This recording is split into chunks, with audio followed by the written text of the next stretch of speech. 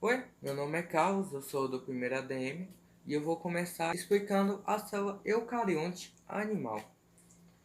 Então, aqui, ela é delimitada por uma membrana plasmática.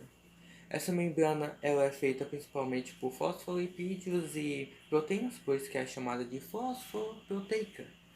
E ela também tem regiões chamadas glicocálice, que moléculas de, são moléculas de glicose em forma de cálice, por isso que são glicocálice. Elas servem para identificar as células, entendeu? Tipo, aquela célula é daí, essa célula é do rim, essa célula é do cérebro, e assim por diante. Aqui, uma característica muito importante aqui da membrana plasmática é que tem uma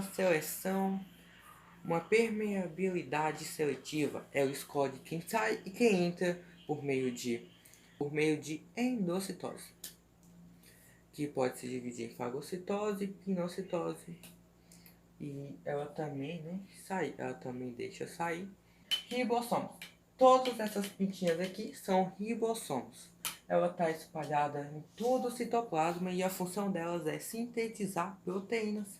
Nós encontramos ribossomos também agregados na parede do retículo endoplasmático, que a função deles juntos é também fazer proteínas. E tem uma relação por ele estar tão perto do núcleo.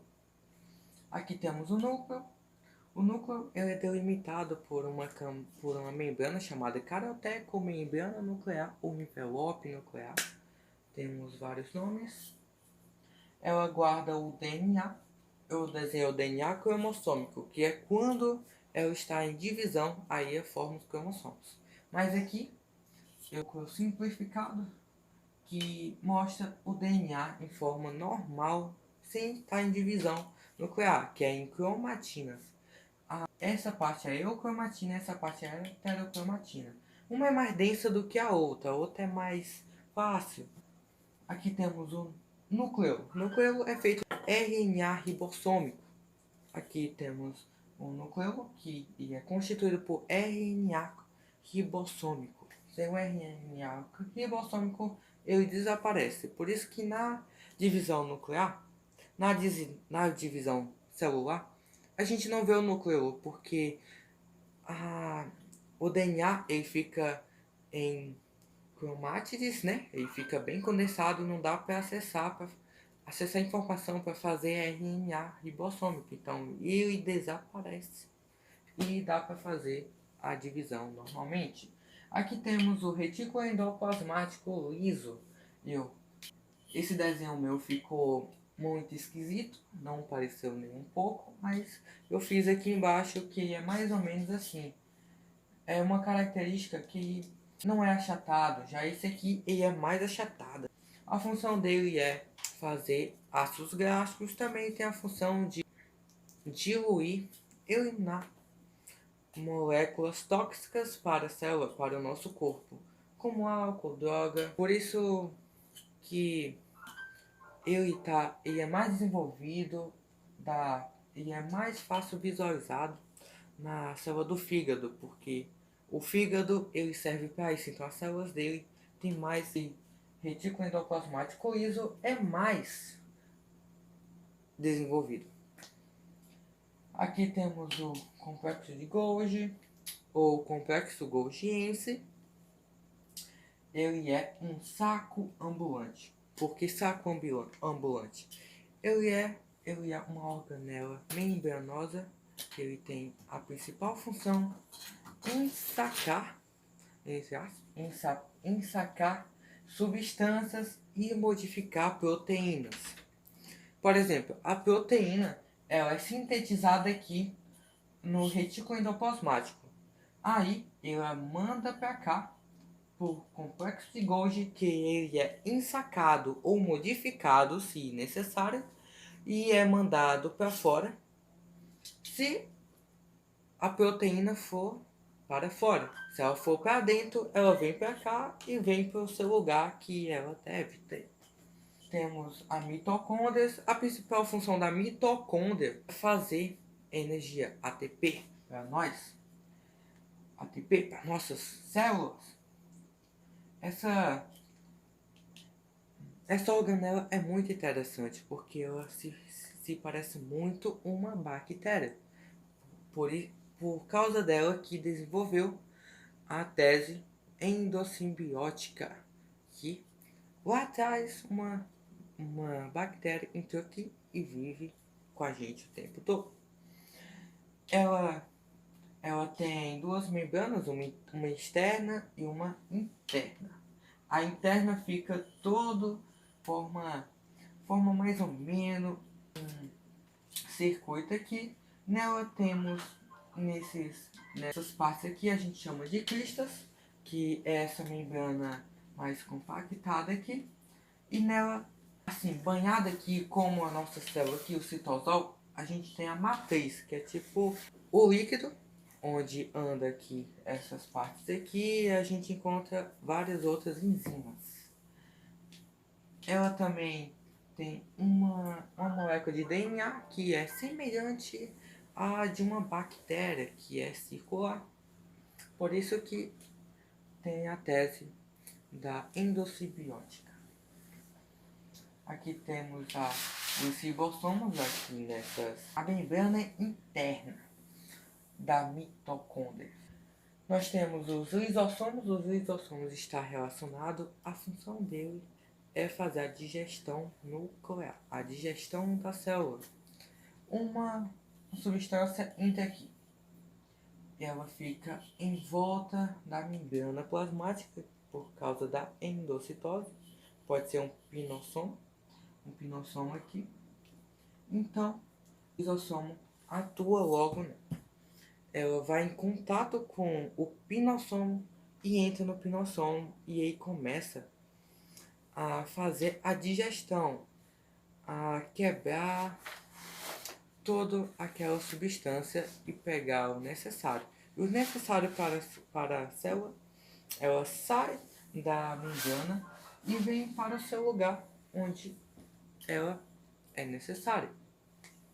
O resto que não é usado, ela vem para cá, ela vem para o complexo de Golgi, onde ela é empacotada e jogada para fora, uma exocitose. Temos os centríolos. Os centríolos, ela tem uma função muito legal, que é de constituir os flagelos de células eucariontes, como do espermatozoide, que ele tem um flagelo bem grandão para ele se locomover. Ele se alonga e forma um flagelo que é diferente da célula procarionte. Uma coisa que eu não citei são o núcleo. O núcleo ele é repleto de poros, onde entra água, entra substâncias e sai substâncias. Tem estruturas microtúbulos chamados citoesqueleto. Ele garante a sustentação da célula, a movimentação de pinossomos, de fagossomos pela célula e a movimentação das organelas. Na célula vegetal animal tem uma organela chamada cloroplasto. É nela que acontece a fotossíntese. Ela é delimitada por duas membranas e ela é formada também por dentro dela. Ela tem essas estruturas. Cada estruturazinha dessa que assemelha a uma moeda se chama tilacoides. Nessa organela se encontra também um DNA semelhante a de bactérias, circular. Em cada tilacoides apresenta moléculas de clorofila, que estão bem organizadas, que captam a luz e fazem a fotossíntese produzindo o alimento dessa célula. Aqui também temos complexo de Golgi, assim como a célula animal. Aqui também tem a mesma função de captação, de embalamento de substâncias, pinossomos, proteínas. Temos o retículo endoplasmático liso. Aqui ele não apresenta os ribossomos e ele tem a função de fazer ácidos graxos e desintegração de moléculas tóxicas para a célula. Temos o retículo endoplasmático não granuloso, que tem a função de fazer proteínas para a célula. Logo aqui temos o núcleo, delimitado por uma membrana chamada carioteca, com membrana nuclear, ou envelope nuclear. Ele guarda o DNA, as informações da planta. Aqui eu fiz como eu botei em cromossomos, e aqui está no modo normal, que é em cromatina. Temos o núcleo, feito por DNA ribossômico. Aqui temos uma mitocôndria, que tem a mesma função, tem a mesma função de fazer energia para a célula, tem um DNA, tem duas membranas. Aqui temos o citosol. Citosol é um líquido gelatinoso que tem enzimas, que tem substâncias lá, e nele que fica as organelas, o núcleo, o DNA, tudo certinho. Temos ribossomos, assim como a célula animal, ela também tem ribossomos em seu citosol, espalhado por citosol. Ela tem a mesma função, que é fazer proteínas. É a presença de parede celular, que ela é rica em celulose. Ela garante a rigidez e a proteção da célula. Mas para dentro da parede celular temos a membrana nuclear, que é semelhante da eucarionte animal. Só muda que ela não tem colesterol em sua constituição. Aqui temos o vácuo central. Ele tem a função de armazenar a água da célula. Como o nome diz, é um vácuo. Ele é como um saco membranoso que armazena água. Agora eu vou falar de uma célula procarionte. A célula procarionte é bem mais simples do que a eucarionte. A principal característica que a gente vê em todo lugar. Não tem envoltório nuclear, mas o DNA fica em uma região chamada nucleoide, que é como se fosse uma região que ele fica. E também a gente tem de DNA, a gente tem espalhada solta no citoplasma uma molécula de DNA chamada plasmídio.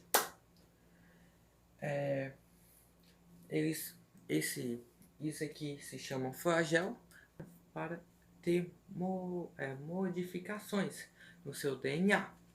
Porque se ela for só se duplicando, ia ser as mesmas coisas. Temos os cílios. Os cílios servem para fixação, para locomoção também ajuda. Uma coisa muito importante de falar, que isso aqui não é feito por centríolos, porque a procarionte não tem centríolos. Então, é uma especialização da membrana plasmática. Então, isso aqui é uma especialização, é a membrana isso aqui, que vem aqui de fora, que passa pela parede, pela cápsula. Temos a cápsula. A cápsula ela serve para proteger a célula, para dar rigidez à célula, assim como a parede celular, diferente da célula vegetal, ela é rica em peptídeo glicano, que é um polímero. Como as outras células, ele apresenta ribossomos espalhados pelo seu citosol. Aqui temos a membrana plasmática. Ela é semelhante da eucarionte. Ela é feita por fosfolipídios e proteínas. Uma característica do DNA bacteriano, do DNA da célula procarionte, é o seu DNA em forma circular, diferente das eucariontes, que a molécula tem um começo e tem um fim aqui. É uma fita que tem começo e fim. Nessa aí não, elas são juntas em forma de ciclo. Se você pegar isso aqui, ele vai ficar um círculo, segundo os cientistas. Ribossoma aqui tem a mesma função de fazer proteínas para a célula. A cápsula tem uma grande função, uma função muito importante que é proteger a célula de não ser fagocitado, de uma célula eucarionte não pegar ele.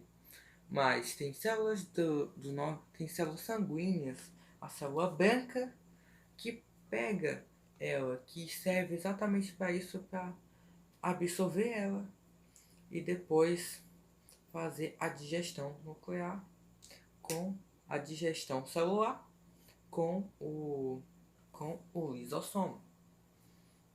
Essa célula é proveniente de bactérias e de árqueas, né? Porque bactérias e árqueas são diferentes. Árqueas são as extremas que vivem em lugares extremos de alta temperatura. Nas bactérias tem um local aqui chamado mesossomo, que está associado à respiração celular da célula, assim como as mitocôndrias nas células eucariontes. E para finalizar, nós temos um processo muito importante da célula, que é a replicação, a transcrição e a tradução. Elas funcionam mais ou menos assim. A replicação acontece quando a célula está entrando em divisão celular. Acontece na intérfase S, quando o DNA está se duplicando. Então, replicação ou pode ser duplicação, tanto faz. Então, o que acontece com essa célula? Ela é duplicada, mas como? Ela se abre assim, como eu posso falar? Suas fitas se separam. Suas fitas se separam, vai uma pra cá. Mas ela não acontece sozinha. Tem uma enzima chamada helicase que vem fazendo isso. Essa enzima aqui, helicase.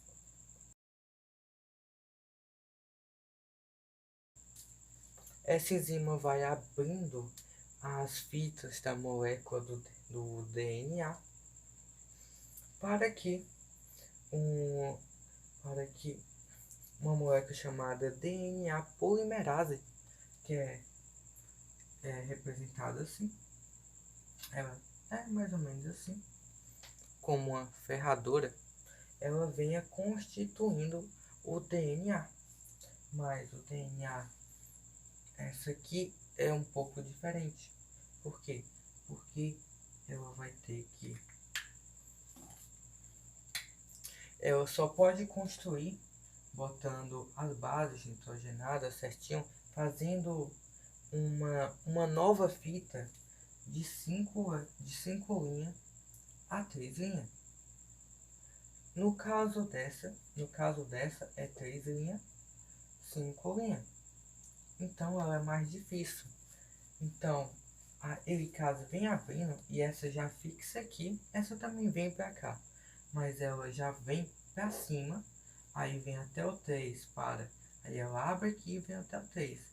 Essa aqui abre e chega até o 5. Então essa vem até aqui e desce. Depois vem para cá e desce, até completar toda essa linha. Aí a gente, no final, nós temos duas moléculas novinhas de DNA. Mas ficando esperto com uma coisa, uma fita é velha e outra fita é nova, que o DNA polimerase fez. Aí depois disso vai para a transcrição. A transcrição é o DNA passando as informações por RNA para fazer a proteína. Ela tem informação aqui, só que ela não quer sair do núcleo, ela não sai do núcleo, então ela vai no RNA mensageiro.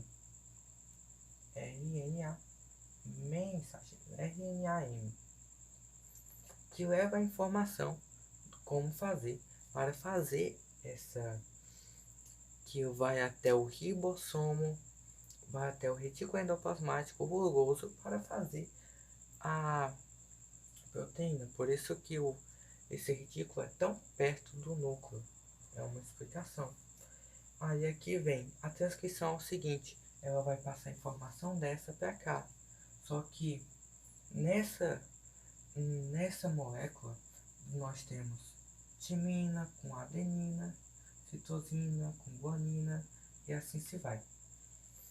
No RNA nós não temos timina. Sem timina nós temos uracila no lugar. Então, o que vai ocorrer? Uma enzima vai lá e vai fazer o RNA com uracila no lugar da timina. Certinho como está aqui. Tem que ser igual. Depois, ela vai até o seu lugar para fazer a proteína.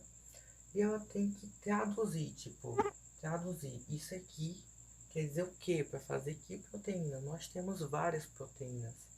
Então, cada coisa dessa é uma proteína. Nós temos que ver em 3 grupos em 3, que são os códigos. Que são os códigos. Por exemplo, eu peguei um exemplo aqui. Para fazer a tradução, nós temos esse código aqui, que é GGU, que é guanina, guanina, uracila. Ela que manda fazer a proteína. E a guanina, uracila e guanina manda fazer a valina. Nós temos várias proteínas e para isso nós temos cada código para cada proteína. Essa é a tradução.